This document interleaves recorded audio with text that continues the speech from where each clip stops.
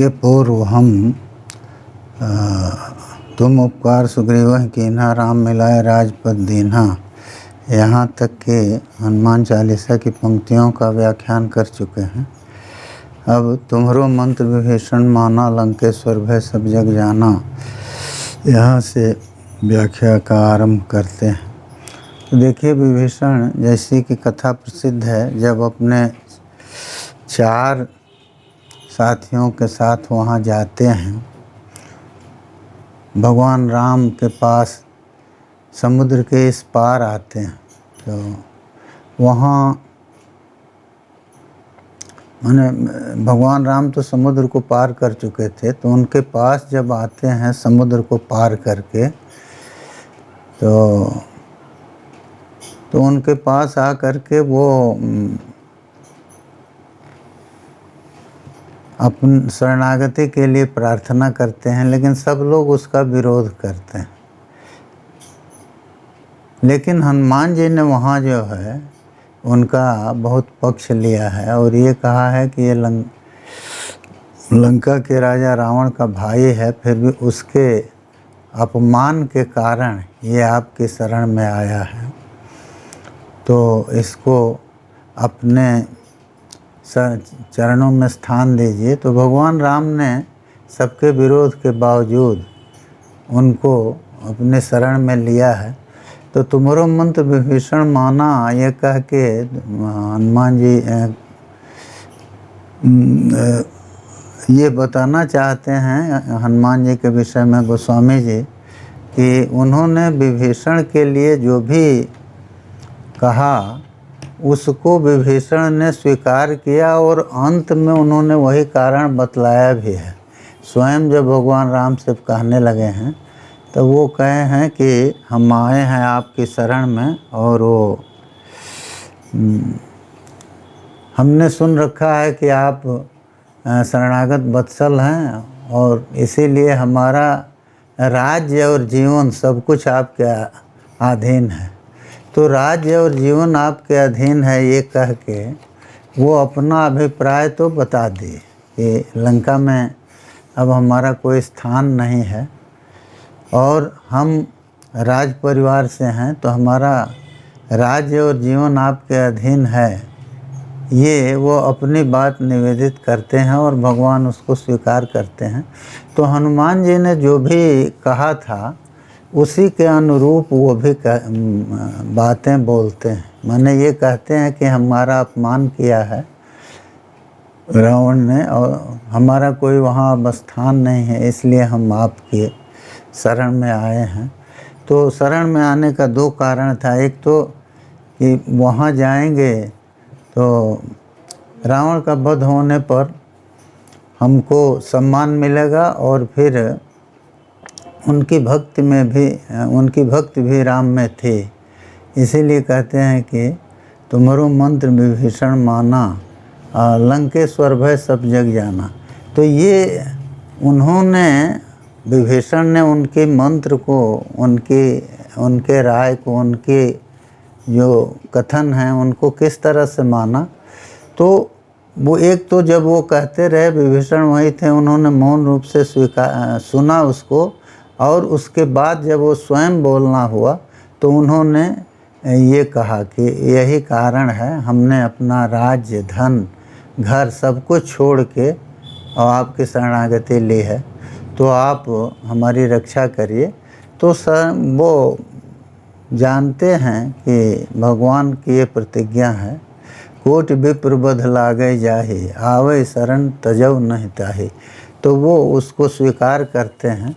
तो इस तरह से हनुमान जी उनकी राज्य प्राप्ति में सहायक हुए, क्योंकि रावण के मरने के बाद लंका का राज्य मिला, लेकिन राज मुकुट तो उनको भगवान श्री राम ने वहीं दे दिया पहले ही। तो इसीलिए कहते हैं कि आपके मंत्र को, आपके गुप्त भाषण को, आपकी जो राय है उसको विभीषण ने मान लिया, क्योंकि मौन स्वीकृति दिया है ना। उस समय जो भी वो बोलते गए स्वीकार किया है और अंत में उन बातों को, बहुत सी बातों को दोहराया है जिनको हनुमान जी ने कहा है भगवान राम से। तो हनुमान जी सर्वथा इस पक्ष में थे और विभीषण को अपनाने के लिए ही तर्क दे रहे थे। तो इसीलिए कहा कि वो संपूर्ण लंका के ईश्वर हो गए, स्वामी हो गए, ये सब लोग जानते हैं। और जुग सहस्र जो जन पर भानु, लील्यु ताहि मधुर फल जानो। तो जुग सहस्र, अब उसका जो है युगों की संख्या के अनुसार जुग शब्द का अर्थ 4 किया जाए तो 4 सहस्र, जो 4000 योजन पर भानु सूर्य हैं, ये अर्थ किया जाए तो सूर्य की दूरी को वो बताते हैं। और उस दूरी को बताते हुए हनुमान जी के सामर्थ्य को बताना चाहते हैं कि उतनी दूर सूर्य हैं, फिर भी लील्यु ताहि मधुर फल जानो, उसको मधुर फल जान के लील गए। तो मतलब क्या है, ये पंक्ति ये बताती है कि उन्होंने लालिमा लिए हुए सूर्य को देखा धरती से, तो समय कितना कम लगा, वो छलांग लगाए और वहाँ पहुँचे, उनको जाने में कोई देर नहीं हुई। 4000 योजन चले गए और उसमें समय बहुत अल्प लगा, क्योंकि सूर्य जो हैं अभी लालिमा लिए हुए ही हैं। ये नहीं है कि वो प्रकाश बिखेर रहे हैं, उस समय उन्होंने लीला, क्योंकि मधुर फल समझ करके वो लील रहे हैं हनुमान जी। तो मधुर फल समझ के लील रहे हैं, तो माने वो लालिमा उनकी अभी उसी तरह से है, और इस तरह से वो सूर्य को निगल जाते हैं। तो बचपन में अत्यल्प काल में धरती से वहाँ तक चले जाना और सूर्य को निगल जाना, ये दोनों आश्चर्य की बातें उनके साथ उनके पराक्रम को द्योतित कर रहे हैं। अब ये कहा जा सकता है कि सूर्य को वो कैसे निगल गए, इतना सूर्य का परिमाप इतना बड़ा है। तो देखिए, ये जैसे अगस्त्य जी समुद्र को पी गए। अभी कोई कहे कि अगस्त्य जी के मुंह में वो समुद्र का पूरा जल कैसे समाया, कैसे उसके भीतर रहा, तो ये नहीं, वो अपनी संकल्प शक्ति से समुद्र के जल का वो पान किए हैं। अब वो समुद्र का जल जो है वो अत्यल्प हुआ कि उनका पेट ही अति बृहत हुआ, ये जो कुछ भी हुआ हो, लेकिन हुआ तो सही। उसी तरह से हनुमान जी सूर्य को निगलते हैं। तो सूर्य को निगलते हैं तो वो कैसे संभव हुआ, तो ये आप जानते हैं कि हनुमान जी अपने शरीर की वृद्धि विवृद्धि करने में समर्थ थे, और वो तो उनकी जो शक्ति है उसके अनुसार दोनों संभव है कि वो अपने मुख को बहुत बढ़ा दिए और सूर्य बिंब को कुछ छोटा कर दिए, या उसके कुछ हिस्से को निगल गए। तो क्योंकि जो भी सूर्य बिंब के जिस हिस्से को निगलेंगे तो उस हिस्से से धरती पर जाने वाला प्रकाश तो रुक जाएगा, तो वहाँ तो त्राहि त्राहि मचेगी ही। इसीलिए कह रहे हैं कि लील्यो ताहि मधुर फल जानो, तो मधुर फल समझ करके और वो निगल गए। तो जैसे फल जो है अगर बड़ा भी है तो मुख में जाने पर उसको दबा देने पर वो जो है वो फटता है, विशीर्ण होता है और वो फिर मुख में समाता है। उसी तरह से कह रहे हैं कि उन्होंने भगवान सूर्य को, सूर्य बिंब को वो लील गए। तो सूर्य बिंब को जब लील गए तो उससे जो है अंधेरा छा गया सब चारों ओर। तभी उसी समय इंद्र ने उनके ऊपर वज्र का प्रहार किया है। तो वज्र के प्रहार से वो मूर्छित हुए हैं। वो कथा अलग है कि फिर ब्रह्मा जी और सब देवता लोग आए और वरदान दिए और उनको माने पीड़ा से भी मुक्त किए। तो ये सारी चीज़ों की सूचना वो दे रहे हैं। लील्यो ताहि मधुर फल जानो, प्रभु मुद्रिका मेलि मुख माहे, जलधि लांघि गए अचरज नाहे। कहे कि यही आश्चर्य नहीं है, वो भगवान की मुद्रिका जो है अंगूठी, उसको मुख में रख करके और समुद्र को लांघ गए, तो ये आश्चर्य की बात नहीं है। समुद्र को जो लांघ गया, वो अगर सूर्य को निगलने लगा या निगलने का उपक्रम किया तो इसमें कोई आश्चर्य नहीं है, और समुद्र लंघन भी आश्चर्य नहीं है। तो ये बता के, और वो बताना ये चाहते हैं प्रकृति में कि इतने दुर्गम कार्य उन्होंने किए, तो केवल यही नहीं, दुर्गम काज जगत के जेते, सुगम अनुग्रह तुम्हारे तेते। कहते हैं कि जितने भी संसार के दुर्गम कार्य हैं, वो सब के सब, दुर्गम कार्य माने अत्यंत कठिन कार्य, वो सब के सब आपके अनुग्रह से वो सब के सब सुगम हैं। और राम दुआरे तुम रखवारे, होत न आज्ञा बिन पैसारे। तो कितने दुर्गम कार्य, जितने भी दुर्गम कार्य हैं, वो सब के सब सुगम हो जाते हैं आपके अनुग्रह से। तो उसमें एक दुर्गम कार्य का उन्होंने उदाहरण दे दिया कि राम दुआरे तुम रखवारे, होत न आज्ञा बिन पैसारे। तो राम के द्वार पर, माने राम की प्राप्ति के द्वार पर आप रक्षक हैं। क्यों?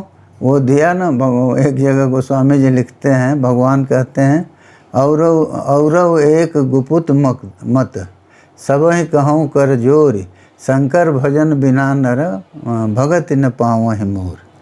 तो कह रहे हैं कि राम के द्वार पर, माने राम प्राप्ति के द्वार पर आप रक्षक हैं। तो वहाँ पर जो है, होत न आज्ञा बिन पैसारे, बिना आपकी आज्ञा के और वहाँ प्रवेश नहीं होता। और वैसे तो ये तो प्रसिद्ध है, जैसे भगवान कृष्ण ने एक बार इनको बुला करके दरवाजे पर रख दिया और चक्र का और सबका सम्मान जो है, सबका अभिमान दूर किया। कह दिए कि किसी को प्रवेश मत करने दो। चक्र आए, जब घुसने लगे तो पकड़ के उन्होंने फेंक दिया। इतनी दूर गए, ये वो सोच नहीं सकते थे। तो ये तो राम दुआरे तुम रखवारे, होत न आज्ञा बिन, उनकी आज्ञा के बिना प्रवेश नहीं हुआ। तो जब चक्र सुदर्शन का भी प्रवेश नहीं हो सका, तो औरों की तो बात ही छोड़ दीजिए। तो इसलिए गोस्वामी जी कहते हैं कि राम के दरवाजे पर, राम के प्राप्ति द्वार पर तो आप रखवारे हैं, उस प्राप्ति द्वार के रक्षक आप हैं, और आपकी आज्ञा के बिना वहाँ प्रवेश नहीं हो सकता। तो इसका मतलब ये है कि वो कह रहे हैं कि हमको जो है, अगर राम की प्राप्ति करनी है तो हनुमान जी का सहारा लेना चाहिए, हनुमान जी की उपासना करनी चाहिए। तो इसीलिए हनुमान चालीसा का भी आरंभ गोस्वामी जी किए हैं। वो आरंभ में कहते हैं ना कि वर्णव रघुबर विमल जस, जोदायक फल छा। तो रघुबर का विमल जस वर्णन करना है तो चाहे रामचरितमानस में, कवितावली, दोहावली, सब जगह आप करिए। तो यहाँ जो है, इसको क्यों शुरू कर दिए? बुद्धि नितन जानिके सुमिरौ पवन कुमार, बलबुद्धि विद्या देहु मोहि, हरौ कलेश विकार। तो यही है, वो कहते हनुमान जी की स्तुति इसीलिए करते हैं कि हमको राम की प्राप्ति का द्वार हमारे लिए वो खोल देंगे, हमको भगवान राम से मिला देंगे। तो एक बहुत दुर्गम काज है, इसीलिए कहते हैं कि अब इससे कोई दुर्गम काज जगत में और हो नहीं सकता। तो इसीलिए माने लौकिक चीज़ों की प्राप्ति अगर है तो सब कुछ, सबसे कठिन जो है वो भगवान की प्राप्ति है। तो उसको भी वो आपके अनुग्रह से हम सुगमता से प्राप्त कर सकते हैं, ये उन्होंने दृष्टांत के रूप में दिया। और कहे कि तो भगवान की प्राप्ति से या दुर्गम काज जो हैं उनको सुगमता से कर लेने से क्या होगा, तो कहे इतने नहीं है, सभी जीव जो हैं वो तो केवल सुख के लिए प्रयास कर रहे हैं। हमारा आपका सबका यही प्रयास है कि हम सुख प्राप्त कर सकें। तो कहते हैं कि सब सुख लहे तुम्हारी सरना। ये जीव जो है, कोई भी प्राणी, वो जो है आपकी शरणागति प्राप्त करके सब सुख प्राप्त कर सकता है। और तुम रक्षक काहू को डरना, ये कहें कि जब तक भगवान की प्राप्ति नहीं होगी, जब तक उस सर्वोच्च सुख की प्राप्ति नहीं होगी, तब तक तो हम भयभीत होते रहेंगे, नाना प्रकार के कष्टों से पीड़ित होते रहेंगे। तो कहे कि नहीं, तुम रक्षक काहू को डरना। आपके शरणागति में जाने के बाद आप जब रक्षक हो जाते हैं तो किसी का डर नहीं रह जाता। और होता क्या है आपकी शरणागति के बाद, तो कहते हैं कि वो आपन तेज समारो आपे। आपकी स्थिति तो ये है कि अपने तेज को आप अपने में ही संभूत रखते हैं, उसको अपने में ही वो क्या बांधे रखते हैं, छिपाए रखते हैं, उसको वहीं अपने स्वरूप में ही नियंत्रित रखते हैं।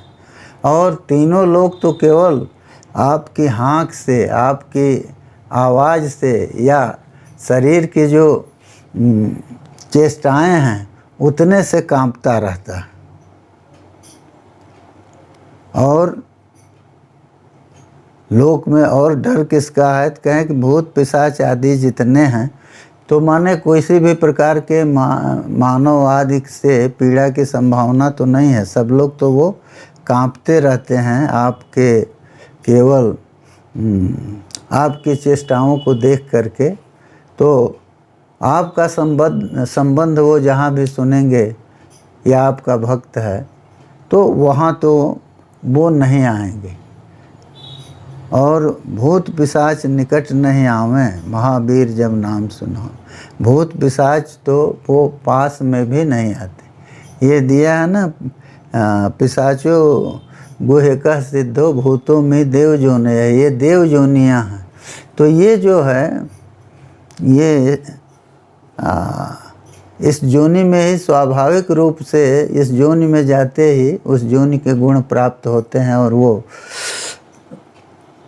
अत्यधिक बलिष्ठ और सारी विस्मयों से युक्त हो जाते हैं लोग। तो कहते हैं कि फिर भी वो भूत पिशाच जो भी हैं वो पास नहीं आते।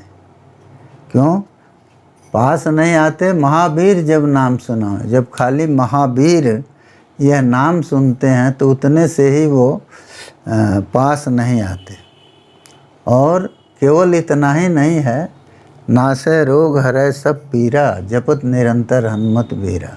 संपूर्ण रोग जो हैं वो नष्ट हो जाते हैं और संपूर्ण शारीरिक पीड़ा वो भी समाप्त होती है। कब? तो जपत निरंतर हनुमत बीरा, जब हनुमान जी का निरंतर आदमी जप करता रहता है तो उससे ये सब कुछ जो है वो समाप्त हो जाता।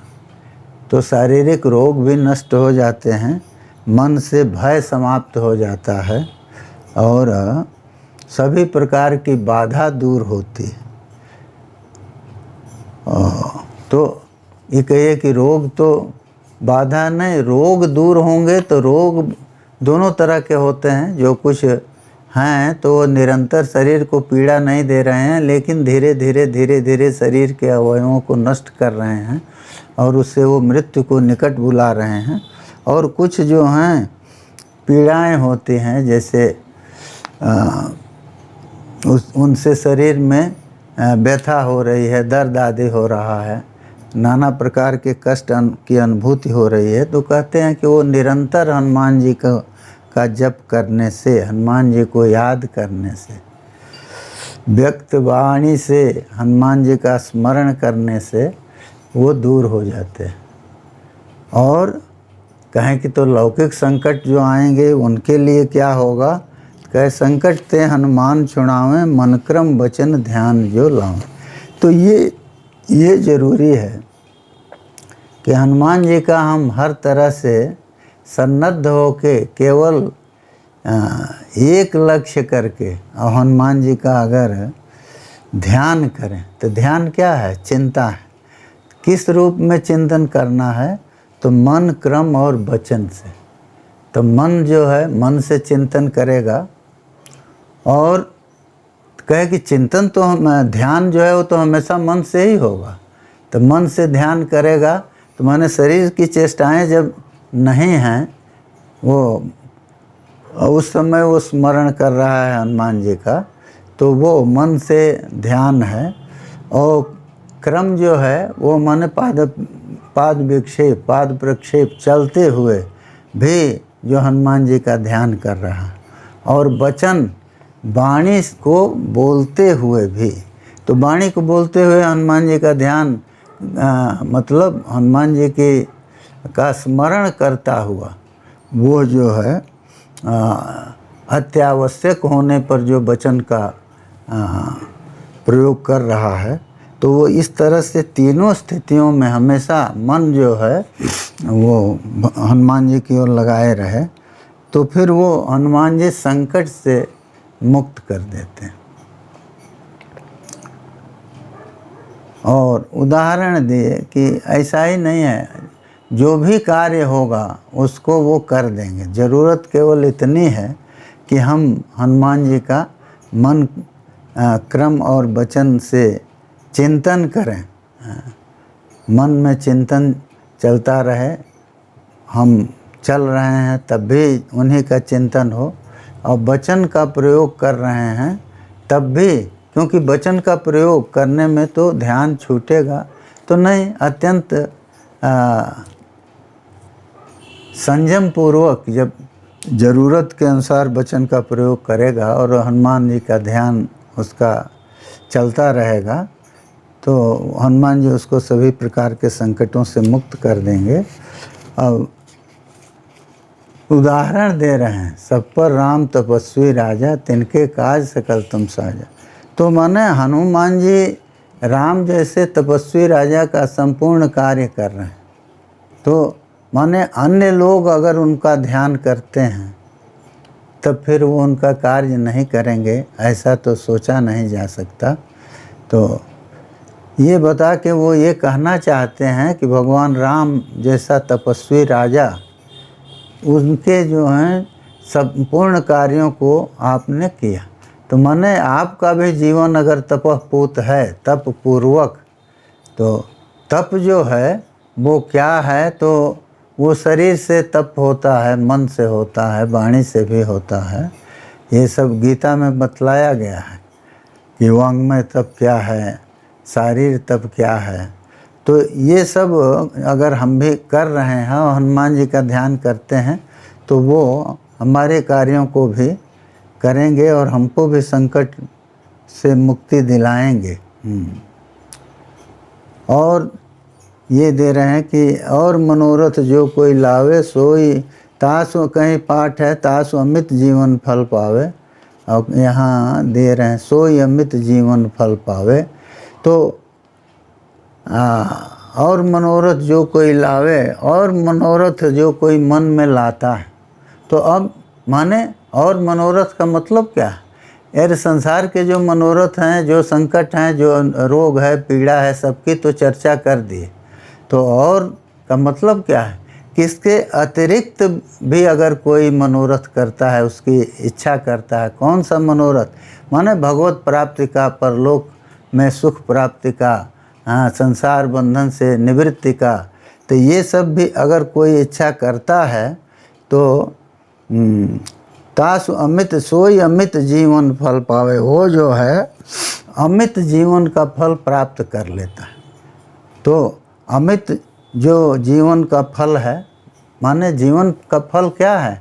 भगवान ने ये शरीर दिया है तो इस शरीर का फल जो है अमृत, अमरण धर्मा हो जाना।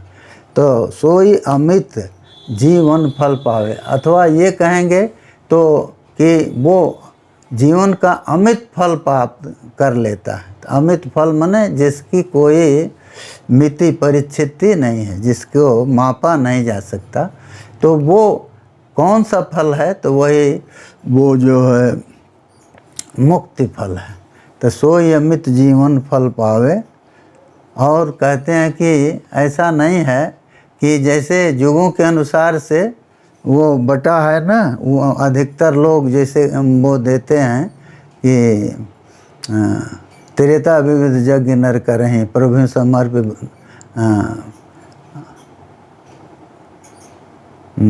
प्रभु ही समर्पित का है भव तरहें, और कलयुग केवल नाम आधारा। हाँ, तो वो चारों युगों का वहाँ गोस्वामी जी ने वो दिया है कि किस क्या क्या करके लोग अपने जीवन का उद्धार करना चाहते हैं।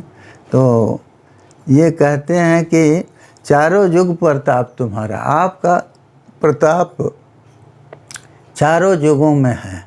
माने आप के का ध्यान रूपी जो साधन है वो और सभी साधनों के ऊपर उसका उत्कर्ष है, उनसे वो बढ़ के है। एक युग में नहीं, चारों युग में, चारों युग प्रताप तुम्हारा, हर युग में आपका प्रताप विद्यमान है। और है प्रसिद्ध जगत उजियारा, वो प्रसिद्धि को प्राप्त है, चारों युगों में है।